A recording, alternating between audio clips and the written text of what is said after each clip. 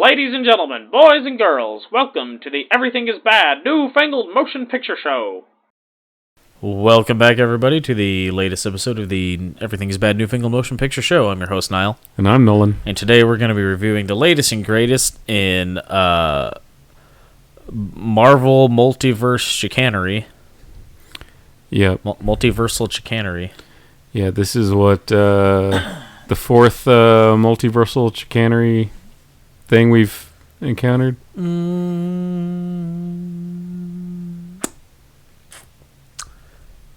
Fifth. Well, I mean, Loki counts, right? Oh, yeah, Loki. So, yeah. And there's just going to be more. Man. Just ate a In-N-Out cheeseburger and now got the grease coughs. So, got that going for us. Anyway, we're of course referring to Spider-Man Across the Multiverse. Spider-Verse. Across the Spider-Verse. You know who I mean. Yeah. So we're going to be doing a spoiler-free review and then giving you a spoiler warning, and we'll go more in-depth into it after that. Sound good? Sounds good. All right, it's worked so far.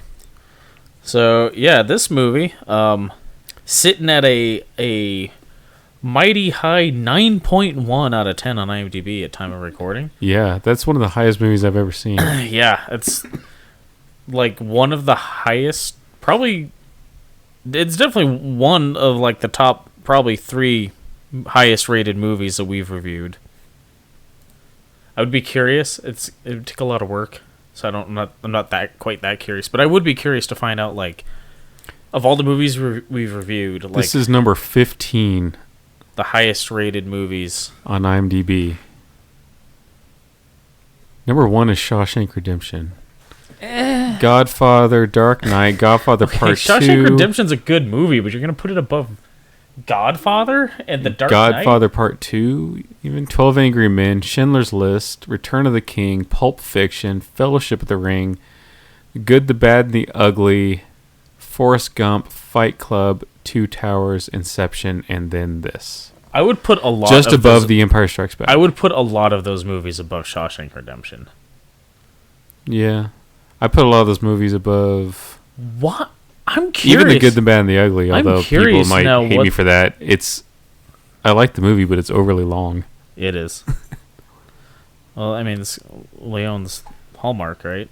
Yeah. I kind of like the other movies he did with Clint Eastwood better, though. Yeah. Anyway, this is not a review of the Man with No Name series. This is a review of Spider-Man Across the Spider-Verse. But the point is that does make this the highest rated movie that we've reviewed. That is true. I gotta say, well deserved. It's a great movie. This is an incredible movie. It's just like there's nothing about this movie that's bad.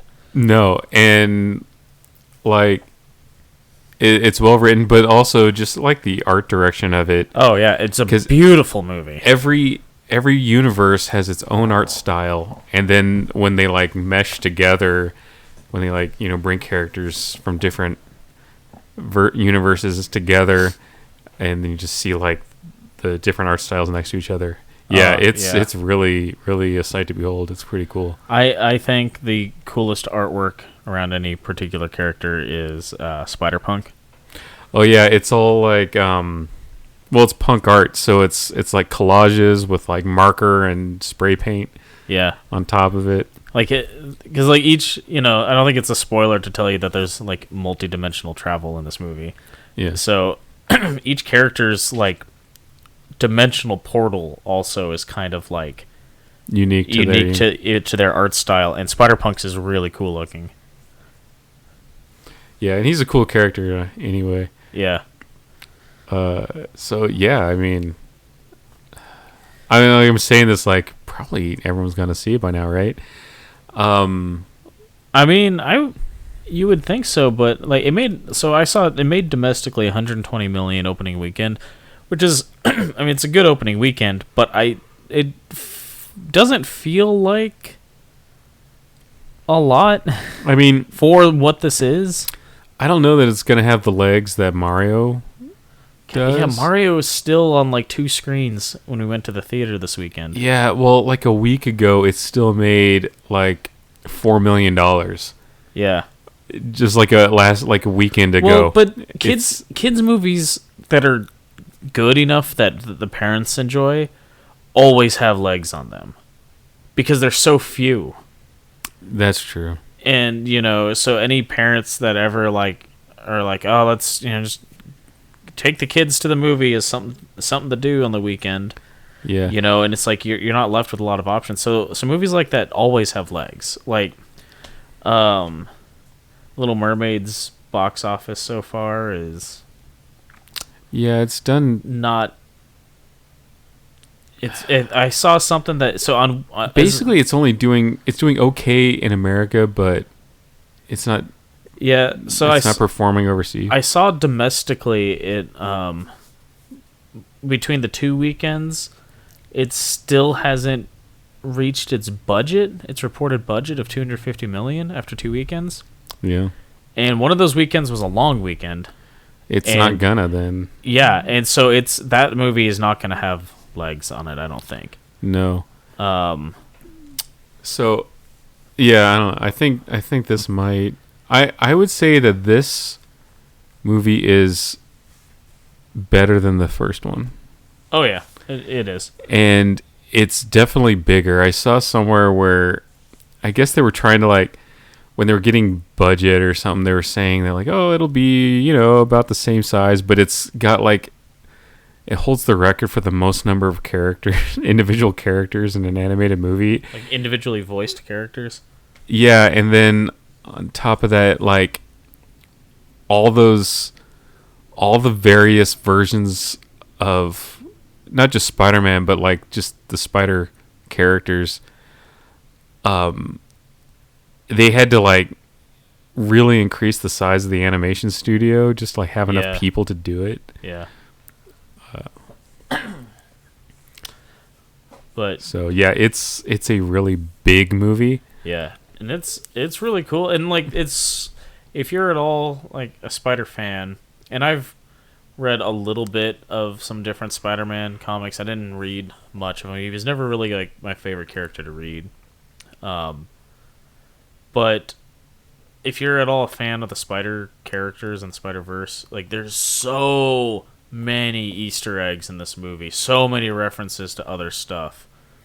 I mean, we could I don't want to get too into it because I don't know if some people would consider it a spoiler or not, but there's all over every scene, every scene when they're in the Spider headquarters. That's not a spoiler, that's in the trailer. But every scene when they're in the Spider headquarters is just chock full of reference to something. Yeah, everywhere. And it's not even just the animated stuff. Every Spider-Man video game, live action movie gets referenced. Yeah. Everything Spider-Man media related. Except they missed a perfect opportunity to have Paul Giamatti in there as the Rhino. I think they messed up by not having that. Would have been really funny. Not having that. So I've seen. Excuse me. Now I'm coughing. Now, what's your problem? You didn't have a cheeseburger for a minute. No, my throat's dry though. Oh. I've seen people upset. This movie ends in a cliffhanger. Yeah. And I've seen a lot of people upset by that, and I don't know. I saw it coming. I'm sitting in the theater going, "This movie has way too much left to do, and not enough time to do it. It's gonna end in a cliffhanger." And sure enough, it did. Yeah, and I mean, I knew it was going to be 3 movies, and I knew that 2 and 3 were supposed to be a pair. So I was fully expecting. Is there any release this to end in the middle of something? So, Beyond the Spider-Verse is just sometime in 2024. That's all we know. We don't know, it hasn't been narrowed down to even a quarter yet, so hopefully I mean, probably around the same time next year, though, I would guess. Yeah, I mean, I assume they were working on both simultaneously. Yeah. Honestly, as far as the animation stuff. Yeah. I mean, obviously, like, you don't really need to... Like, you can wait a little bit to record the voices, but yeah, I'd assume that they were working on at least some of the stuff for the next movie while they were finishing up this one. In Western animation, it's voice first, anyway. Oh, yeah, because you gotta match the mouth movement. The mouth flaps. The mouth flaps, yes. So anyway, yeah, I mean, this is a really great movie. Yeah, the action is great. The emotion is great. You know, like, they really nailed the, like, emotional struggle that Spider-Man always has as far as, like, trying to protect his family and still be in their lives and, you know, but still trying to be Spider-Man and the responsibility that comes with that. And not just for Miles Morales. Like, they nail it with all the Spider-Men, except for maybe Spider-Punk. I don't think they didn't really delve that far. And Spider-Gwen. She's on a Spider-Man. Yeah, but she was also dealing with the same stuff, though. Yeah. So I thought that was really cool. And yeah, I mean, to give you an idea of, like, just how much they're actually pulling from everything, like, they pull from, was it Spider-Man... Like, was it Spider-Man 16 something or whatever? The Neil Gaiman one? Or Marvel 16. Oh shoot, I don't. It's on my shelf over there. If you want to go, look. It's the Neil Gaiman one. The one Neil Gaiman wrote. That's.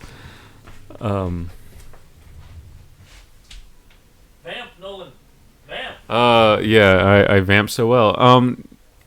Yeah, so even pull from. Like everything, you have what was the cowboy Web Slinger? That's probably my favorite. Marvel 1602. Yeah, that's the one. It's been a while. That's an interesting read. Be interesting if that whole thing got adapted somewhere along the way. Yeah. I mean, people are like just adapting Neil Gaiman's work all over the place nowadays anyway, so that'd be cool. Yep. But yeah, that's like, I went into this movie expecting a lot, and it didn't disappoint. No. It's a lot of fun. I'm definitely looking forward to it hitting, streaming or something so I can watch it again. Yeah, hopefully it's on more than... What the fuck? We were looking up the other night. The first one is on... It's like Phobo or something I had never heard of before. I have the Blu-ray of it, so if you want to watch it. So that might be the way to do it. Going forward, Disney might like be more on top of getting the streaming rights to the Spider-Man movies, but especially one as big as this. But anyway, so I don't know how much more we can say without ruining it or spoiling it. There's a lot to potentially spoil. There's a lot to unpack in this movie too. Yeah, a lot of stuff goes on, but it doesn't feel rushed ever. But it's kind of a long movie though. It's like 2 hours and 20 minutes or something like that. Yeah, 2 hours 20. Yeah, and but the pacing is great. Like, yeah, it doesn't overstay its welcome either. Yeah, at no point nothing feels rushed. Nothing feels like it was drug out. Everything was just really well done on this. Yeah, and the voice acting was great. I feel like animated movies often have a better pacing than live action because the cost of it forces their hand and only we're only going to have what is necessary because it just costs too much to yep. have too much. So anyway, why don't we throw up a spoiler warning right there? Or here there be spoilers. Yeah, friendly neighborhood spoiler warning. So, man, where did this leave off? So we find out in this movie that Miles Morales... So, all right, so let's take a step back. The big conflict in this movie is trying to keep the various dimensions stable. Yeah. Kind of like the TVA. Yeah, except it's all run by Spider-Man 2099. Miguel something? Miguel O'Hara? Miguel O'Hara. Yeah. O'Hara or O'Hara? O'Hara. Yeah, Miguel O'Hara.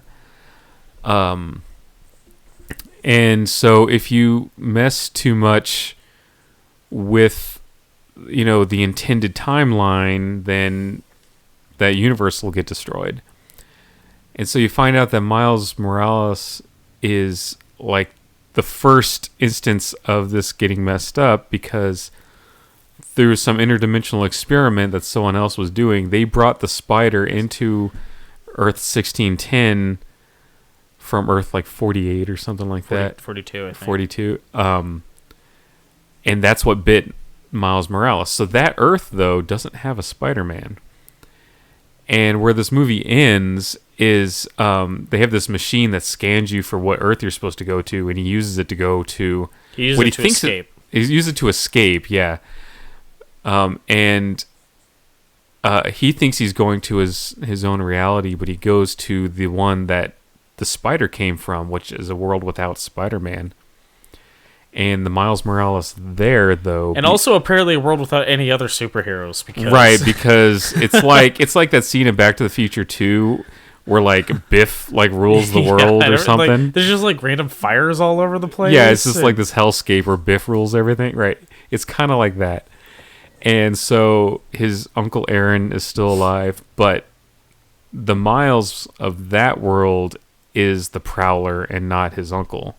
Yeah. And so it ends with... And his father's dead in that Yeah, and his father's dead in that universe. And the movie ends with that universe's Miles, the Prowler, like, capturing good Miles and, like, about to kill him. Miles Prime. Yeah. And Gwen, like, setting up her own spider task force of, like, all the spider people from the first movie... plus a couple of the better ones from this one that don't agree with Miguel's thing. I'm trying to remember at the end. So it was all the spider people from the first one. So it was like the Peter Parker from 616. 616, yeah. It was Peter Parker from 616. The Spider-Ham, the Penny Parker. Yeah. Right. The Japanese one. The Japanese one. Spider-Man Noir. Yeah, and then the newcomers of Spider-Punk and Indian Spider-Man. Right. And then there was the one with that was like the Pavitir Prabhakar. But there was also the one that was the digital avatar one, right? Yeah, there was another one who was like the equivalent of oh man, I was gonna make a DC reference there, and I can't remember. So after Batgirl gets like paralyzed and she becomes like the Alfred to like other characters, where she sits at home on her computer. Chair, right? Yeah, the man in the chair. I can't remember her like. Yeah. I can't remember her like superhero identity at that point. Yes, right? That's it. Yeah. So yeah, that's like the equivalent. Coming in with the DC reference, right? That's out of left field, right? Anyway, so she's like that equivalent. So yeah, it's all the characters that were Miles' friends from the first movie, and then also were disagree with the way that Miguel O'Hara was heading, because it's become his white whale. This whole like save the universes by getting rid of the... Save the universes by making Spider-Man suffer. Right. Basically. And he just like has this... And it's unfounded. He just has this hatred for Miles, because Miles is like the center... Well, Miles is himself what do they call it?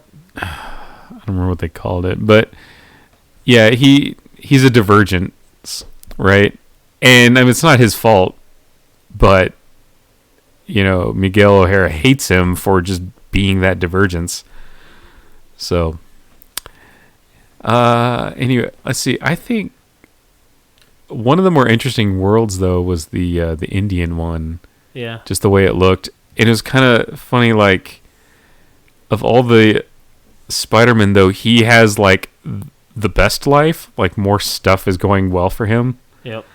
And I mentioned to you, I wonder if that was like written that way, because I know it's an actual comic book in India. I remember when they announced it, I was in college, and it was like Marvel trying to break into other markets, and India is a huge population, so in an fairly untapped market. So they were like writing characters, like changing characters for the Indian market, and Spider-Man was like the first one. Yep.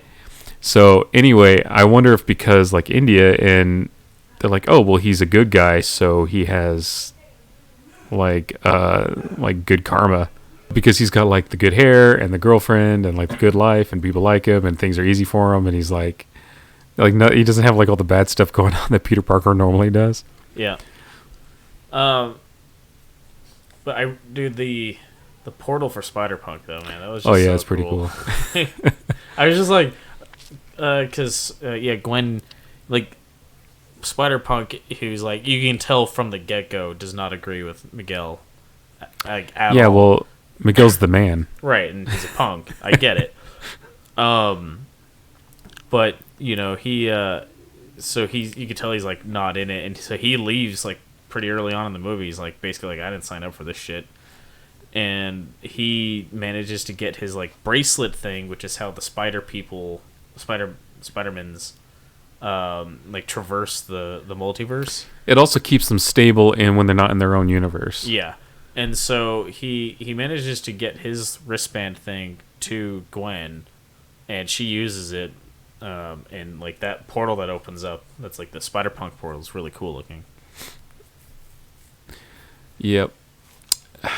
So I don't know what else Oh man, to cover on this. There's so much though. Oh dude, so much goes on in this movie. Yeah, so when they're like going through when they're doing a bunch of exposition and they're like showing the spider headquarters, there's all these like cages, these like crystal cages set up with all the like divergent things from the multiverses in them, and in one of them is the Donald Glover Prowler from Homecoming. Yeah, like in a Prowler costume. Right, so they get the live action one. Yeah, that was funny. That was funny. Oh, and then there's the part where they like when the Spot, who's like the catalyst for everything going on in this movie.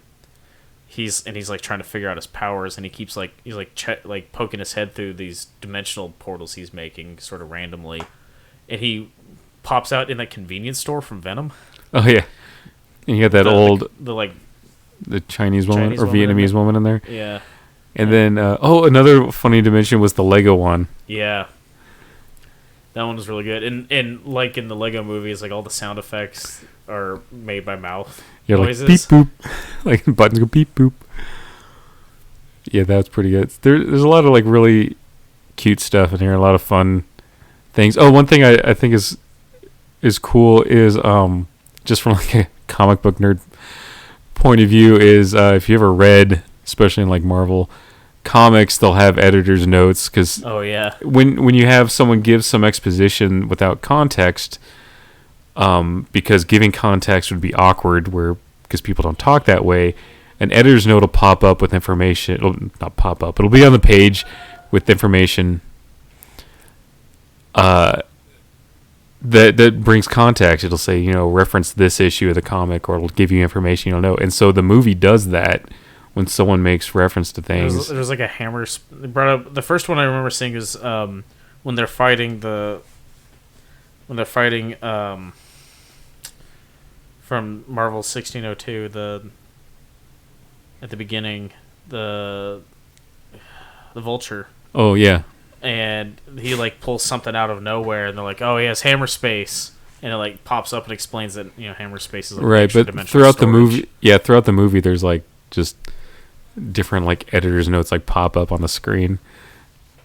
So that's a clever little way to do exposition that fits with the comic book aesthetic there. Yeah.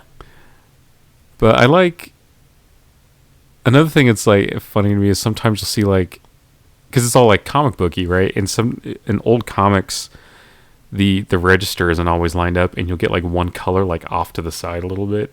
It doesn't line up with everything, and you see that like in the animation sometimes. It's just a lot of little comic book things in there that are cool. Yeah. So I don't know. We could go on and on about this probably. It's an incredible movie. Yeah, it's one of the best movies I've seen in a long time. But I think we could... Probably the best movie that we will see until Oppenheimer, right? Yeah. Well, I mean, any given Wes Anderson movie has the potential to be an incredible movie, but and I don't think he's made an outright bad movie, but his movies do fluctuate in how good they are.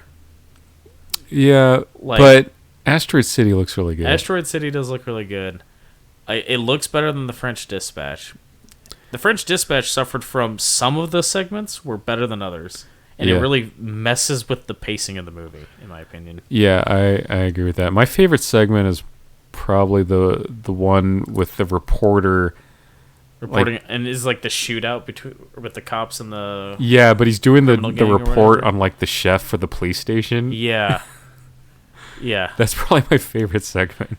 That dude who played that reporter, he's like a general. The general, right? In Asteroid City. Because Wes Anderson reuses actors.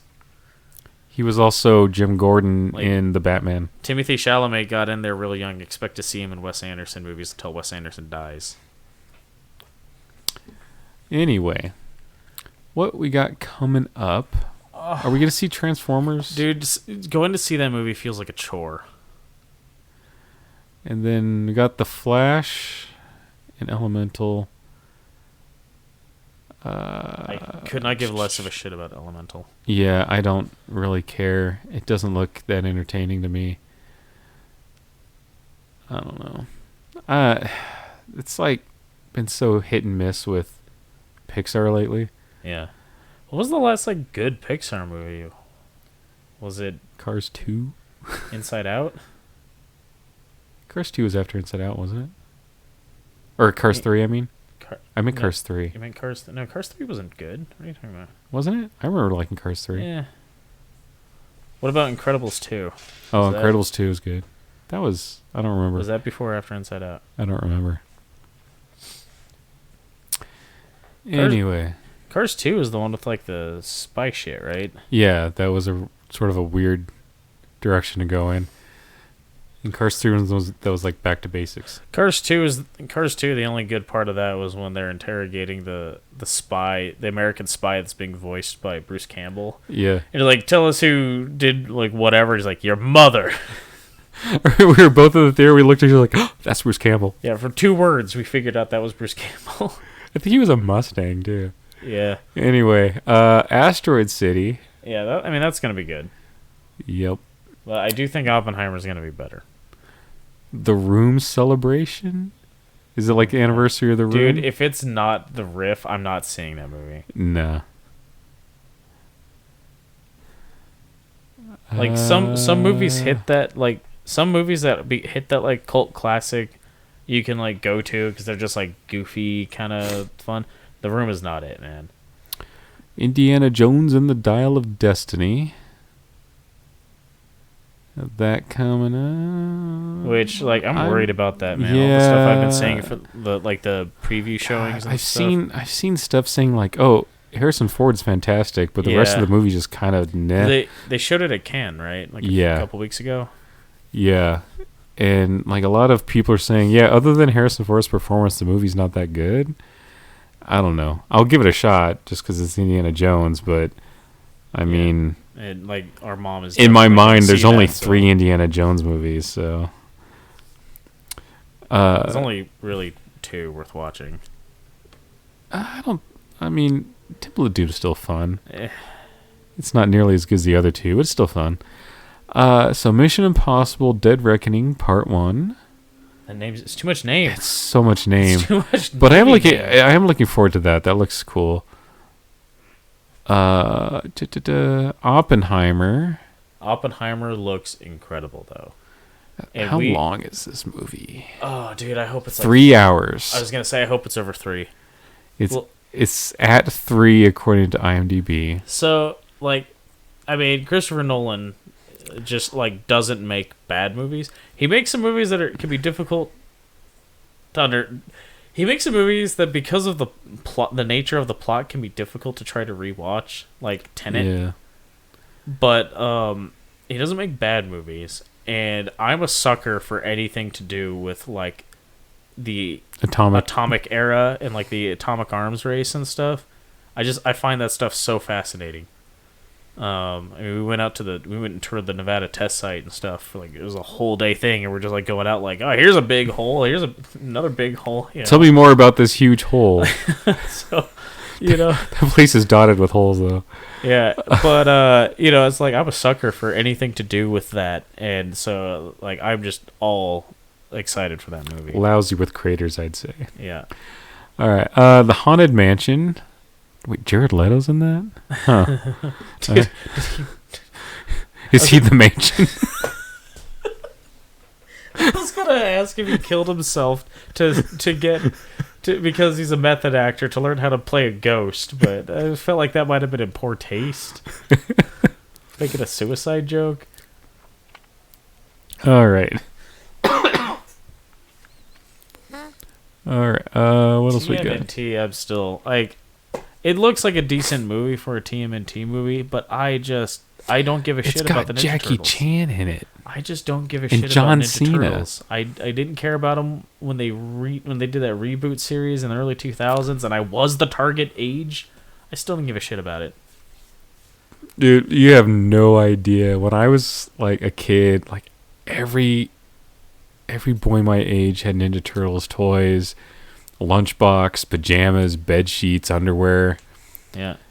Just everything, dude. Just Ninja Turtles everywhere. Yeah, they like used them to advertise war bonds or something when you were a kid. There wasn't a war going on. But they would have. I was calling you old, Nolan. I know, but it's not like this was like Vietnam. Oh gosh.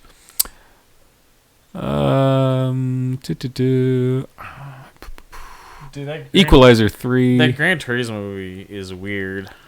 Wait, My Big Fat Greek Wedding 3? Yeah. All right. I saw something about that. I saw like a banner ad or something for that the other day. But that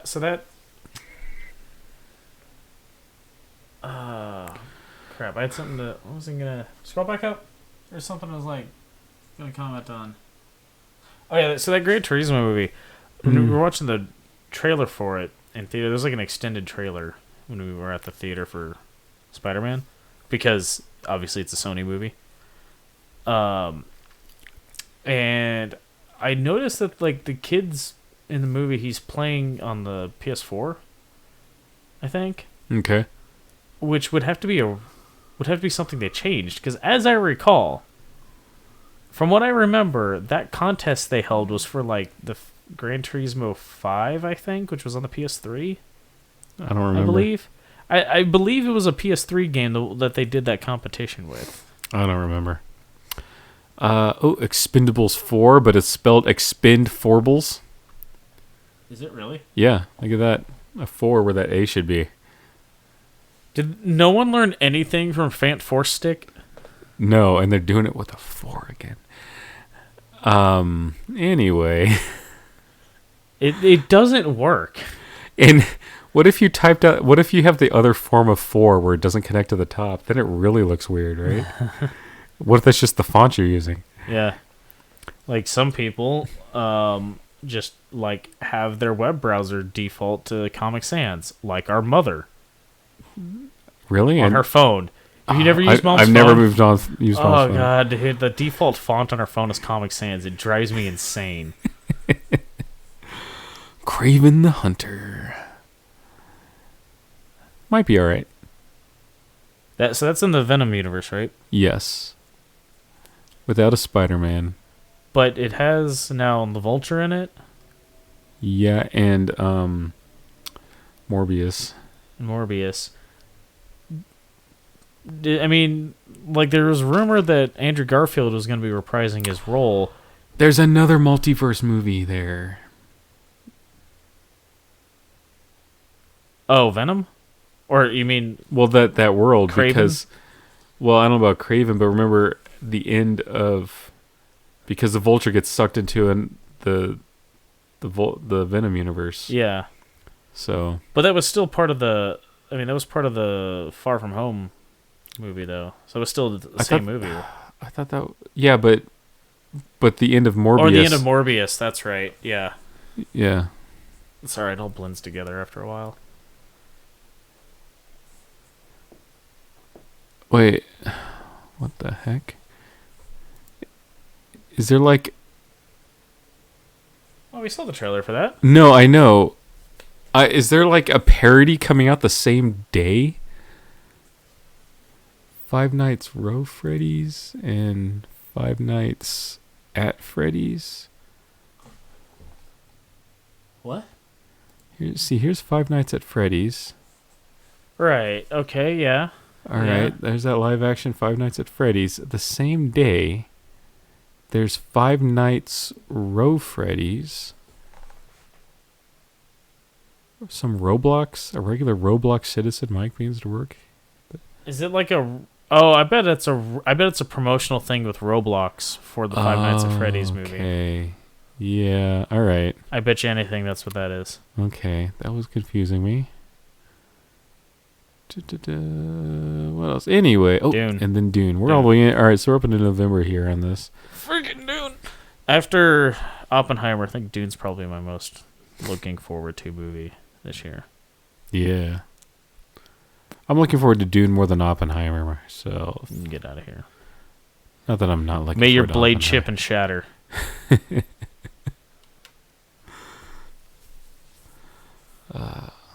All about that Oppenheimer. Plus, it's got Cillian Murphy in it. Come on. Come on. Yeah. Come on. And Matt Damon. And then hopefully they'll have a title for this Ghostbusters sequel by December. No, I hope it releases being called Ghostbusters Sequel 2023. That would be hilarious.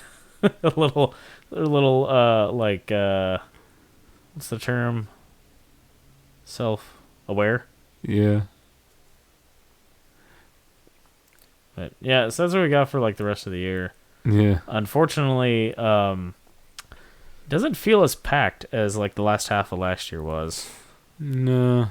So that's unfortunate, but I worry that this writer strike is going to cause another gap in movie releases down the road. Or terrible movies. Yeah, so I heard a rumor that because of the writer strike, Ryan Reynolds isn't allowed to improvise while filming Deadpool 3 because that's writing, legally speaking, that's writing. They get somebody writing credit for the movie. So if that's the case, I hope they just delay. Yeah, if that's the case, I hope they movie. just delay the release of that movie because I'm not so desperate for. But the problem is that if Disney's planning on Deadpool 3 being like the next multi-dimensional, like 'cause there's a rumor that Deadpool 3 is going to kick off Secret Wars and is going to be their way of consolidating in these errant Marvel dimensions into one into the MCU. And so if they can't really wait on that if that's what they're doing. Yeah. I worry. Yeah. So we'll see. So anyway, Got anything else? no. Oh yeah, so if any of that sounds of interest to you, come back, check out those reviews. Go check out our other reviews too. What was our last review, Nolan? Oh man. Got him. Almost every time. Almost. I ask you every time, and then almost every time you Fast X. It's a pretty forgettable movie. I mean, just because all the Fast Furious movies blend together to me now. I mean, except for the first couple, which were so totally And different. Tokyo Drift. Yeah, which are so totally different. Everything, the last several, they all blend together. I don't know what goes on To be fair, between I them. was actively trying to pump Fast X out of my head.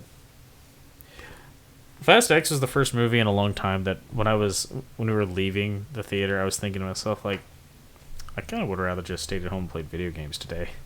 I don't think it was that bad, but it wasn't like, I mean, if you're a fan, I'm sure you liked it. I'm not sure. I've not seen great things from people who I know are fans, so I don't know. I don't know. But yeah, go check out a review on that, and check out other reviews too. We review a lot of movies. This is like at least our 4th review. Yes, at least our 4th review. We're like 209 now or something. So wow, look at us. Yeah. So, you got anything else? No. All right. Cool. So, until next time. Thanks for listening. Bye. Toodles.